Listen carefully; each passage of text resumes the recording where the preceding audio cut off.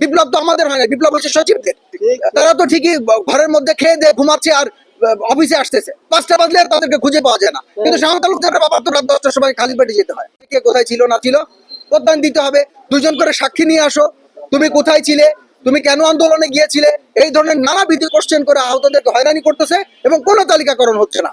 আর আমাদেরকে দেখাচ্ছে যে আজকে হবে কালকে হবে। আর এই যে আপনারা এখন যদি মুক্তিযোদ্ধা মন্ত্রণালয় গিয়ে হানা দিয়ে জিজ্ঞেস করেন যে ভাই আপনারা এগুলো করতেছেন কেন, ওনারা প্রথমেই বলবে যে আমরা তো চার জেলার তালিকা পাঠাইছি 200 জনের। আরে ভাই জেলা কি কাটতে নাকি বাংলাদেশে? জেলা 64টা। তাহলে আপনি যদি এখন পাঠান তাহলে বাকি 60 জেলার তথ্য আপনি কবে পাঠাবেন? নির্বাচন সামনে নক করতেছে, তো আপনি তো পরে যে বলবেন কি যে নির্বাচন চলে আসছে এখন আর আমরা পারবো না। আর এই পোর্টাল যদি ওপেন থাকে তখন তো নির্বাচিত সরকার হিসাবে এই তালিকার মধ্যে ভুয়া আহত ভুয়া শহীদ ঢোকানো শুরু করে। তখন আপনি কি করবেন?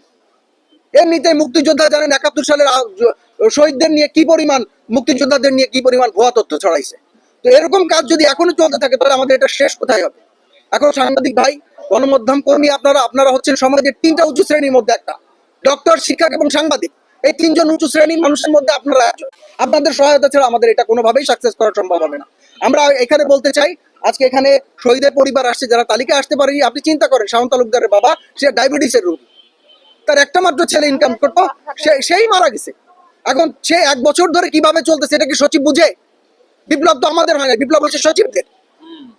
তারা তো ঠিকই ঘরের মধ্যে খেয়ে দিয়ে ঘুমাচ্ছে আর অফিসে আসতেছে, 5টা বাজলে আর তাদেরকে খুঁজে পাওয়া যায় না। কিন্তু শাহন তালুকদারের বাবা তো রাত 10টার সময় খালি পেটে যেতে হয়।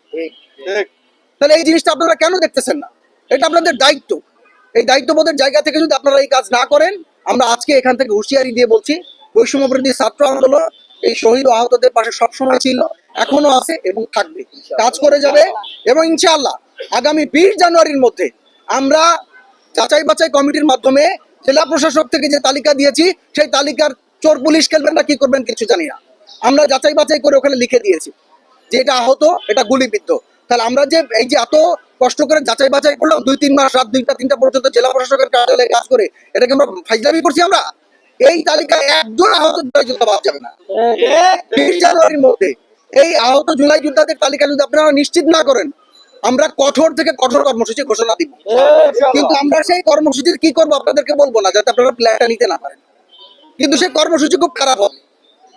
বৈষম্য বিরোধী ছাত্র আন্দোলন সহ বাংলাদেশের সকল আহত জুলাই যোদ্ধা এবং শহীদ পরিবারকে নিয়ে কর্মসূচি আমরা দিব।